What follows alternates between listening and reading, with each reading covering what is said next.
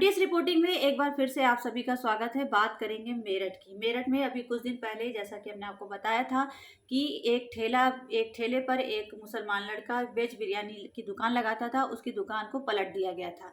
ये कहकर पलट दिया गया था कि उसमें जो है नॉनवेज है, यानी कि मांस है, गोश्त की बिरयानी वो बेच रहा है। ये कहते हुए सचिन खटिक नाम के एक लड़के ने उसके बिरयानी के ठेले को पलट दिया था। उसका पूरा जो बनाई हुई उसकी बिरयानी थी वो जमीन पर गिर गई थी। लेकिन मेरठ में बिरयानी का ठेला पलटने वाले सचिन खटिक से इंस्पेक्टर साहब जब बात करने गए तो वो बहुत ही उत्तेजित होता नजर आया। उसको दो लोग इधर से पकड़ रहे, दो लोग इधर से पकड़ रहे, और काफी वो इंस्पेक्टर साहब के सामने भी अब बलशाली होकर दिखा रहा है। और उसने ये बात बोला कि मैं बहुत कट्टर हूँ, मैं बहुत कट्टर आदमी हूँ। तो उसको समझाने की जगह, उसके ऊपर एक्शन लेने की जगह इंस्पेक्टर साहब उनसे बोलते नजर आ रहे हैं कि सचिन, मैं भी बहुत कट्टर आदमी हूँ, मैं भी कट्टर हूँ, लेकिन तुम स्थिति को समझो।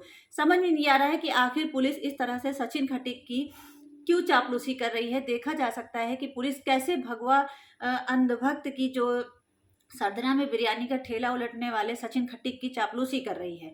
यही वक्त है कि यही खटिक, यही इसी जात के लोगों को अगर देखा जाए तरीके से तो इनको भी सांस नहीं लेने दिया जा रहा है।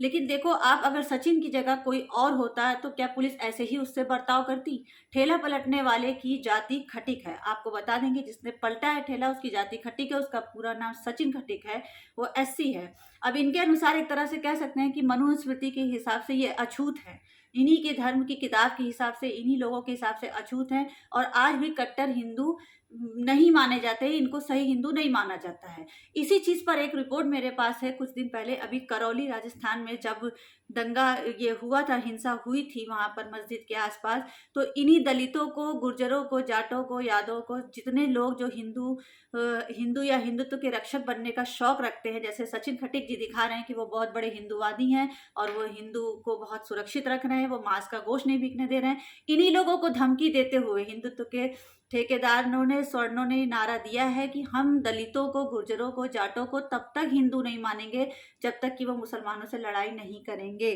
बाकी कि ये दिन आपको चाहे जितनी भी गाली दे, अगर आपने किसी मुसलमान को मार दिया है और आप दलित हैं, किसी भी तरह के आदिवासी हैं, जाट हैं, गुर्जर हैं, तो आप तब हिंदू माने जाएंगे जब आप मुसलमान से लड़ाई करेंगे। या तो फिर ऐसा हुआ है कि सचिन खटिक ने उस वीडियो को देखा है, उस महापंचायत को देखा है कि भाई हम तभी हिंदू माने जाएंगे, इसलिए उन्होंने ऐसा करा। और या तो फिर वो उनका हिंदुत्व जाग गया है, जबकि इनके खुद के कास्ट में, हिंदू में खुद के इनके ऊंचे, इनसे ऊपर ब्राह्मण, पंडित, जो इस तरह के लोग हैं, वो इनको अपने दरवाजे पे खड़े नहीं होने देते हैं। ये भी हकीकत है और ये दुनिया जानती है। खैर, अब इसके बारे में आगे क्या बात करें। आपको बता दें कि सचिन को समझाने की जगह, उनके ऊपर एक्शन लेने की जगह पुलिस भी उनसे ये कहती नजर आई है कि मैं तुमसे बड़ा हिंदू हूँ। ये वीडियो आप मेरे ट्विटर पे लिंक पे जाके वहां देख सकते हैं, मैंने शेयर किया है। अब बात करेंगे अगले एक रिपोर्ट की। हल्दीराम। हल्दीराम एक ऐसा ब्रांड है जिसको सभी लोग, हिंदुस्तान के सभी लोग जानते हैं। हल्दीराम भारत की जानी मानी मिठाई और स्नैक्स बनाने वाली कंपनी है। बीते 24 घंटे में हल्दीराम सोशल मीडिया पे ट्रेंडिंग टॉपिक बना हुआ है। वो क्यों बना है, हम आपको ये बता दें कि ये चर्चा हल्दीराम की आलू की भुजिया या किसी मिठाई को लेकर नहीं है कि उसने बहुत अच्छा बनाया इसलिए वो चर्चा में आ गया।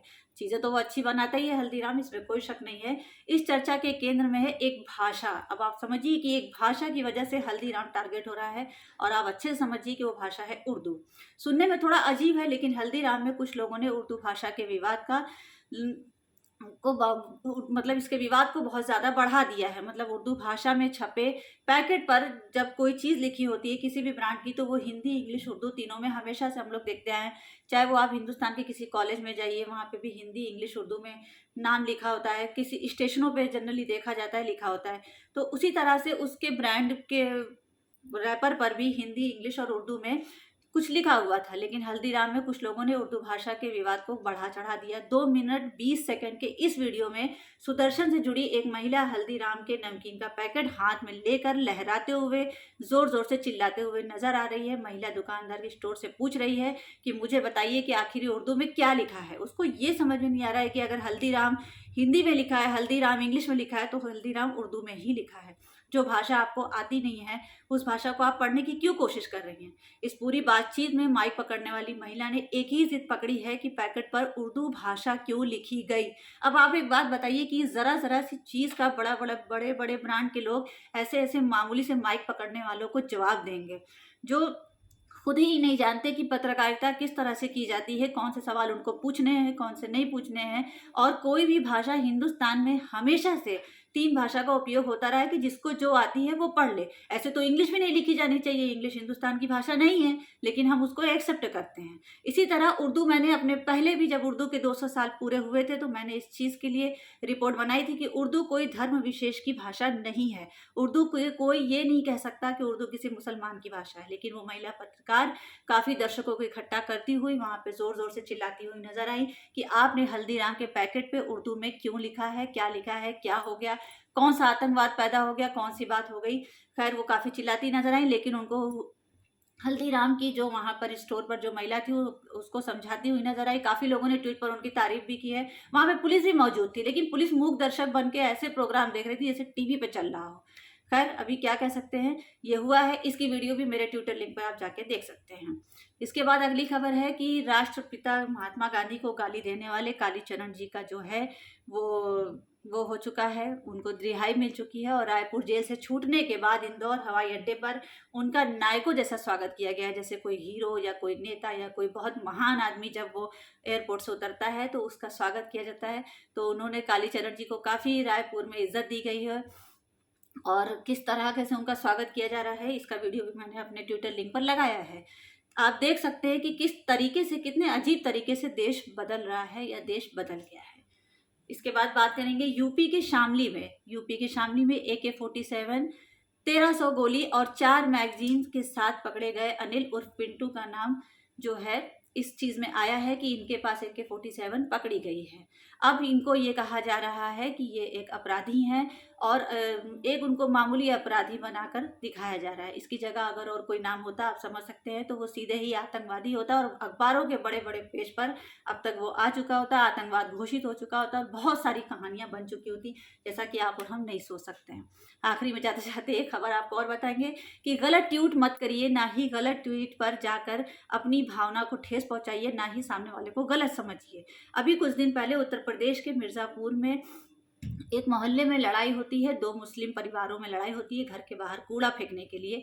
वहाँ पे सलमान नाम का एक व्यक्ति जो है छड़ उठाकर मारता हुआ नजर आता है, वो भी अपने ही घर की महिलाओं के लिए, या बगल में जो उनके मुस्लिम परिवार थे उनसे लड़ाई करते हुए वो नजर आता है। इसको ये कहकर ट्वीट किया जाता है ट्विटर पर कि एक हिंदू ने कूड़ा फेंकने के लिए मना किया तो मुसलमान ने हथियार उठा लिया, तो मुसलमान लोहे की छड़ चला रहा है, मुसलमान हिंदुओं को मार रहा है। खैर ये तो ट्वीट था जिसने किया, उसका पता पुलिस लगा रही है। उसके साथ ही ट्वीट के नीचे जब लोगों ने उसका रीट्वीट किया और उस पर जब अपनी कमेंट्स लिखा तो उसमें एक व्यक्ति ने लिखा कि अभी बीजेपी की गवर्नमेंट है, अभी बाबा की सरकार है, तो ये मुसलमानों का हाल है। इनको तो हमने वैसे ही कितना वो करके रखा हुआ है, लेकिन तब भी ये ऐसा कर रहे हैं।